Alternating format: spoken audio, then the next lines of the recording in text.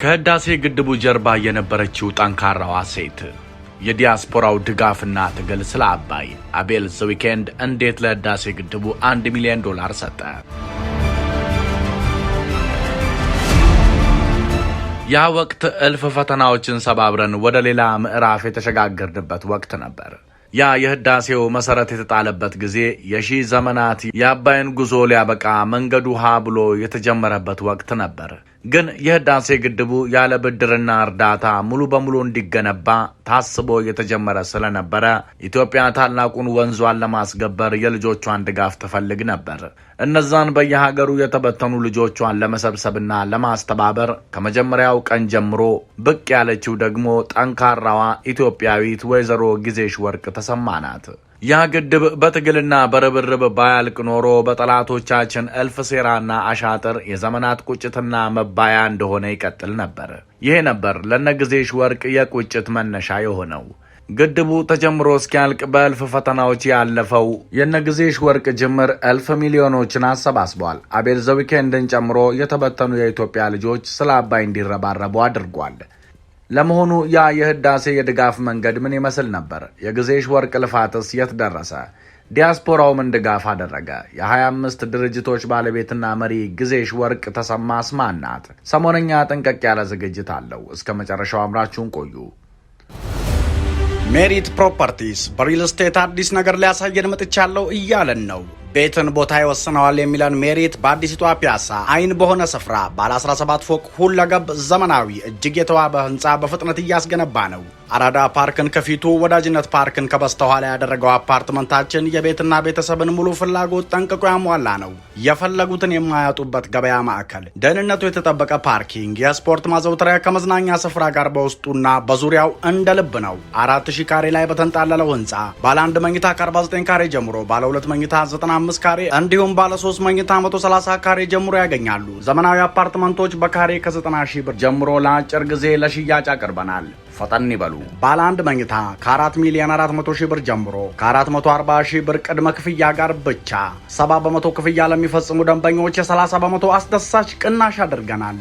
ፈጥነው ይደውሉ 0913 68 20 47 አሊያም 0972 77 54 89 ሜሪት ፕሮፐርቲስ።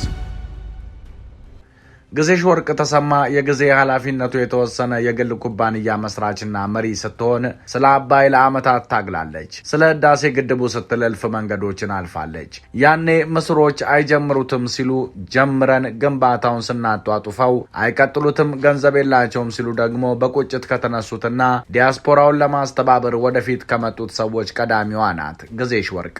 የኢትዮጵያ ታላቁ የህዳሴ ግድብ ሲነሳ ሁሌም መዘንጋት የሌለባቸውና በንግዱ ዘርፍም ስኬታማ ብሎም አርአያ የሆኑ ባለሀብት ናቸው። ጊዜሽ ወርቅ በሀገራዊ የልማት ስራዎች ላይ ትልቅ ተሳትፎ ያላቸው ወይዘሮ ጊዜሽ ወርቅ ለታላቁ ህዳሴ ግድብ ስኬት በቅንጅት የሚሰራውና ትስስር ለህዳሴ ግድብ የተሰኘው ጥምረት መስራች ናቸው።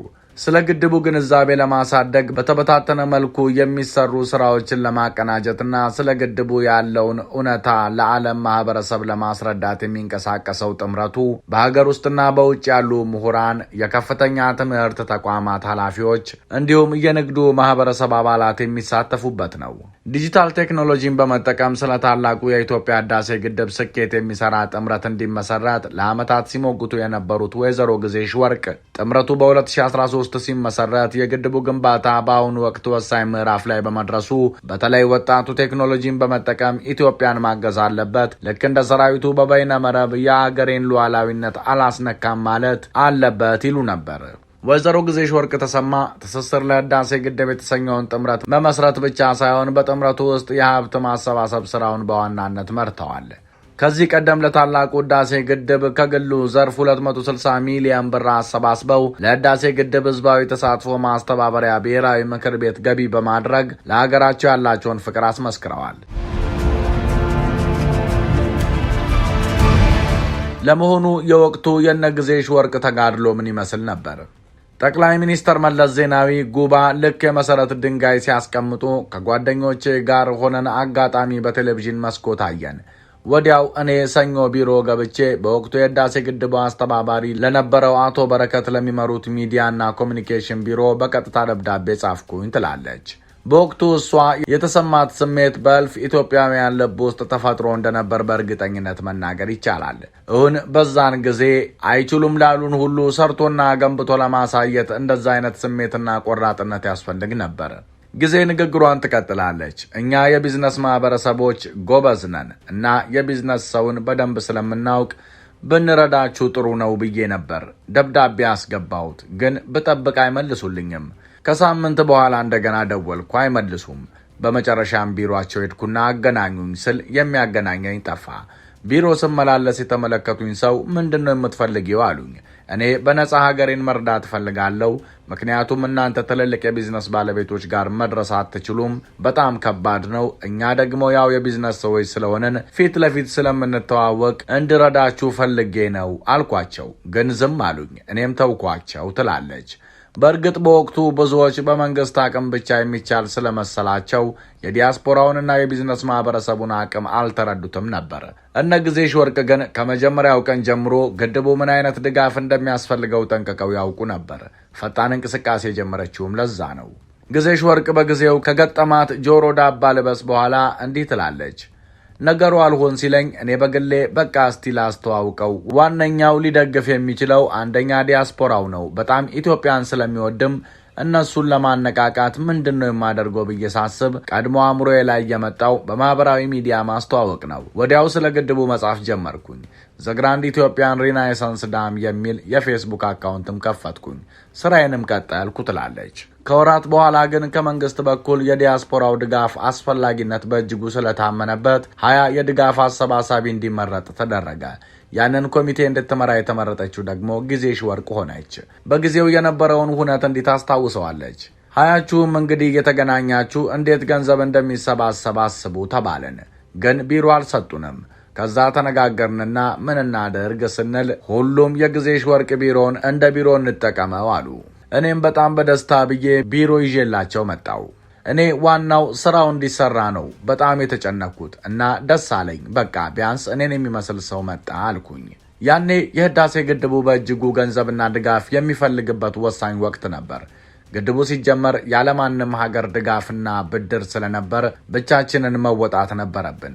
በእርግጥ ሁሉም ነገሮች ለበጎ ናቸው። ምክንያቱም በወቅቱ ግድቡ በምዕራባውያን ሀገሮችና ተቋማት ድጋፍ ተጀምሮ ቢሆን ኖሮ ይሄኔ በጎባ ምድር ግድብ ሳይሆን የጸጸትና የቁጭት መናኸሪያ የሆነ ጅምር የአርማታ ክምር ብቻ በተገኘ ነበር።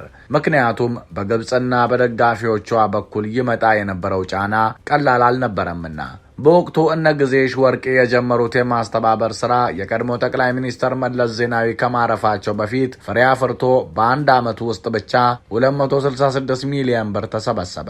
ጠቅላይ ሚኒስትሩ ካረፉ በኋላ ግን ሰው ተበተነ። ሂደቱ መቀጠልም ተሳነው። ጊዜሽ ወርቅ ወቅቱን ስታስታውስ እንዲህ ትላለች።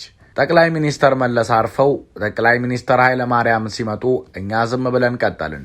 በእርግጥ ብቻዬን በለው ግን ዲያስፖራው በጣም ከዓለም ዙሪያ ስለሚጠይቀኝና ስለሚወተውተኝ ማቆም አልችልም ነበር። እነሱ ምን እናድርግ፣ እንዴት እናሰባስብ የሚለው ራሱ ይመጣ የነበረው ከነሱ ነው። አቶ በረከት የነ ጊዜሽ ወርቅን እንቅስቃሴ ሲመለከቱ ሊያነጋግሩን ጠሩን ትላለች ጊዜ። በረከት ስምዖን የሰበሰቡን የሆነ ቆርቆሮ ቤት ውስጥ ነበር። እኔ እዚህ ቆርቆሮ ቤት ውስጥ አልገባም፣ ለምንድነው ቆንጆ ቢሮ ውስጥ የማንቀመጠው? ገንዘብ ልናመጣ በነጻ ልናሰራ አላችሁ አይደል?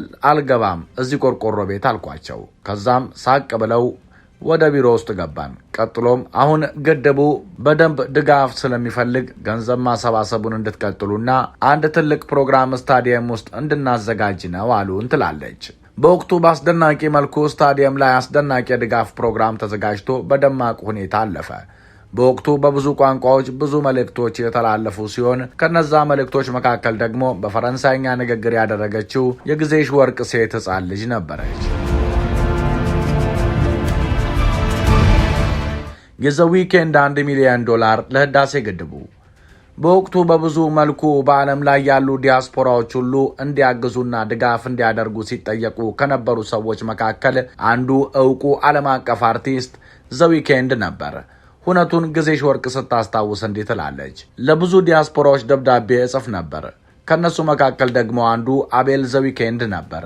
እሱን ቀጥታ ማግኘት ስለማልችል የእናቱን ስልክ ለማግኘት ያልደወልኩበት ሀገር የለም። ትዝ ይለኛል። አንድ ቺካጎ ዩኒቨርሲቲ ውስጥ ዲኔ የነበረች ኢትዮጵያዊት አለች።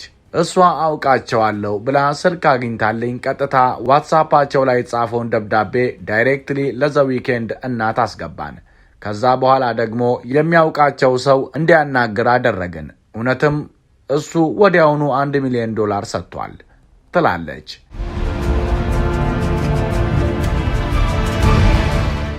ለመሆኑ በንግዱ ዘርፍ ስኬታማ የሆኑትና የ25 ድርጅቶች ባለቤት ወይዘሮ ግዜሽ ወርቅ ተሰማ ማን ናቸው? በኢትዮጵያ በግሉ ዘርፍ ስራ ፈጠራና በንግዱ ዓለም ስኬታማ ከሆኑት ባለሀብቶች ወይዘሮ ግዜሽ ወርቅ ተሰማ አንዷ ናቸው። በስራው ዓለም የሚያጋጥሙ መሰናክሎችን እንደ መልካም ዕድል በመጠቀም ከ25 የማያንሱ ድርጅቶችን በማቋቋምና በመምራት ትልቅ ስም መገንባት የቻሉት ወይዘሮ ግዜሽ ወርቅ ለብዙ ስራ ፈጣሪዎች አርአያ የሆኑ ጠንካራ ኢትዮጵያዊት ናቸው። አዲስ አበባ ተወልደው ያደጉት ወይዘሮ ግዜሽ ወርቅ የመጀመሪያ ደረጃ ትምህርታቸውን እንዳጠናቀቁ ባስመዘገቡት የተሻለ ውጤት ጀነራል ዊንጌት በመግባት በፋይናንስ የሙያ ዘርፍ ትምህርታቸውን ተከታትለዋል። ከዚያም በመቀጠል ወይዘሮ ግዜሽ ወርቅ የመጀመሪያ ዲግሪያቸውን በአዲስ አበባ ዩኒቨርሲቲ እየተማሩ ባለበት ወቅት በመሃል ወደ ዱባይ በማምራት በቢዝነስ ማኔጅመንትና ሎጂስቲክስ መስኮች ትምህርታቸውን ተከታትለዋል። በተለያዩ ሀገራትም በፋይናንስ ቢዝነስና ተጓዳኝ የትምህርት ዘርፎች ብዛት ያላቸው ስልጠናዎችን ወስደዋል። የሃርቫርድ ዩኒቨርሲቲ ቢዝነስ ትምህርት ቤት እንደ አውሮፓውያን አቆጣጠር በ2016 ባዘጋጀውና ከተለያዩ ዓለማት የተወጣጡ እንደ አፕል ያሉ ትልልቅ የቴክኖሎጂ ኩባንያ መሪዎችና ስራ አስፈጻሚዎች በተካፈሉበት ስልጠና ላይ ኢትዮጵያን ወክለው ተሳትፈዋል። ወይዘሮ ግዜሽ ወርቅ ከዓመታት በፊት ጊዜ የተሰኘ በሎጂስቲክስ ዘርፍ የሚሰራ ኩባንያ አቋቁመው መስራት የጀመሩ ሲሆን በወቅቱ በመስኩ የተሻለ ውጤት በማስመዝገብ በጉዞና ሎጂስቲክስ ዘርፍ ትልቅ መነቃቃት ፈጥረዋል። በወቅቱ በትራንስፖርትና ሎጂስቲክስ ዘርፍ የሚንቀሳቀስ የግል ባለሀብት ባልነበረበት ሁኔታ በድፍረትና በልበ ሙሉነት የጀመሩት ይህ ቢዝነስ በመስኩ የራሳቸውን ስም እንዲተክሉም አስችሏቸዋል። በሚሰሩበት የትኛውም ዘርፍ በሚያጋጥማቸው ችግሮች መማረር የማይቀናቸው እኚህ ስራ ፈጣሪ በተለያዩ መስኮች እንዲሰማሩ ያደረጋቸው ዋናው ምክንያት በተሰማሩበት የስራ ዘርፍ መቀዛቀዞችን ሲመለከቱ ሌሎች የስራ ዘርፎችን ለመሞከር ያላቸው ዝንባሌ ነው። በተለያዩ የስራ መስኮች በመሰማራት እድሎችን ስለመሞከር አስፈላጊነት የሚናገሩት ወይዘሮ ግዜሽ ወርቅ በአንድ ወቅት በቦሌ አየር ማረፊያ አንድ የግንባታ ስራ ሲሰራ ራሴ ቱታና ኮፍያ ለብሼ የተፈጨ ድንጋይና ሌሎች ግብዓቶችን በማቅረብ ስራው እስኪጠናቀቅ ድረስ ተሳትፌያለሁ ሲሉ ተናግረዋል። ይህ የስራ ፍላጎታቸውና የትኛውንም አይነት የስራ ዘርፍ የመሞከር ዝንባሌያቸው በፋይናንሱ ዘርፍ ከማማከር ጀምሮ በአቅርቦት፣ በሎጂስቲክስ፣ በጉዞ፣ በግንባታና በሌሎች ዘርፎች ላይ ከ25 የማያንሱ ድርጅቶችና ኩባንያዎች ባለቤት እንዲሆኑ አድርጓቸዋል። ወይዘሮ ግዜሽ ወርቅ ከመላው ዓለም የተወጣጡ 8000 ዋና ስራ አስፈጻሚዎች የተካተቱበትና በተባበሩት መንግስታት ድርጅት ስር የታቀፈው የግሎባል ኮምፓክት ኢኒሼቲቭ አባል ናቸው። ይህ ዓለም አቀፍ ኢኒሼቲቭ ድርጅቶች ቢዝነሳቸውን ሲያንቀሳቅሱ በጥቅሉ ሰብአዊ መብቶችንና በተለይም የሰራተኞቻቸውን መብት በማክበር የአካባቢ ጥበቃን ታሳቢ በማድረግ ሙስናን በመከላከልና ሌሎች 10 ተያያዥ እሴቶችን በመጠበቅ በኃላፊነት እንዲንቀሳቀሱ ለማስቻል የሚሰራ ኢኒሼቲቭ ነው። በ2016 ሂላሪ ክሊንተን ለአሜሪካ ፕሬዝዳንትነት በተወዳደሩበት ወቅት በኒውዮርክ ከኢኒሼቲቭ አባላት ጋር ሲገናኙ ከ8000 ዋና ስራ አስፈጻሚዎች መካከል ተመርጠው እጩ ፕሬዝዳንቷን ካገኙ 100 ስራ አስፈጻሚዎች መካከል ወይዘሮ ግዜሽ ወርቅ አንዷ ነበሩ።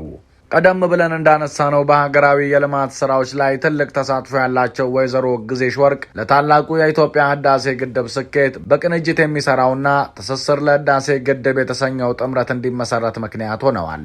በጠቅላላ ግን ከህዳሴ ግድቡ ጀርባ የነበረች አንድ ጠንካራ ሴት ብትኖር ወይዘሮ ግዜሽ ወርቅ ተሰማ ናት። የተወደዳችሁ የሰሞነኛ ቤተሰቦች አብራችሁን ስለቆያችሁ ምስጋናችን ከልብ ነው። ሰብስክራይብ በማድረግ ቤተሰብ ሁኑን። ሰናይ ጊዜ። ሰላም በምድራችን ላይ ይስፈን። ሰላም። ሜሪት ፕሮፐርቲስ በሪል ስቴት አዲስ ነገር ሊያሳየን መጥቻለሁ እያለን ነው። ቤትን ቦታ ይወስነዋል የሚለን ሜሪት በአዲሲቷ ፒያሳ አይን በሆነ ስፍራ ባለ 17 ፎቅ ሁለገብ ዘመናዊ እጅግ የተዋበ ህንፃ በፍጥነት እያስገነባ ነው። አራዳ ፓርክን ከፊቱ ወዳጅነት ፓርክን ከበስተኋላ ያደረገው አፓርትመንታችን የቤትና ቤተሰብን ሙሉ ፍላጎት ጠንቅቆ ያሟላ ነው። የፈለጉትን የማያጡበት ገበያ ማዕከል፣ ደህንነቱ የተጠበቀ ፓርኪንግ፣ የስፖርት ማዘውተሪያ ከመዝናኛ ስፍራ ጋር በውስጡና በዙሪያው እንደ ልብ ነው። 4000 ካሬ ላይ በተንጣለለው ህንፃ ባለ 1 መኝታ ከ49 ካሬ ጀምሮ፣ ባለ 2 መኝታ 95 ካሬ እንዲሁም ባለ 3 መኝታ 130 ካሬ ጀምሮ ያገኛሉ። ዘመናዊ አፓርትመንቶች በካሬ ከ90 ሺህ ብር ጀምሮ ለአጭር ጊዜ ለሽያጭ አቅርበናል። ፈጠን ይበሉ። ባለ 1 መኝታ ከ4 ሚሊዮን 400 ሺህ ብር ጀምሮ ከ440 ሺህ ብር ቅድመ ክፍያ ጋር ብቻ 70 በመቶ ክፍያ ለሚፈጽሙ ደንበኞች የ30 በመቶ አስደሳች ቅናሽ አድርገናል። ፈጥነው ይደውሉ 0913 68 20 47 አሊያም 0972 77 54 89 ሜሪት ፕሮፐርቲስ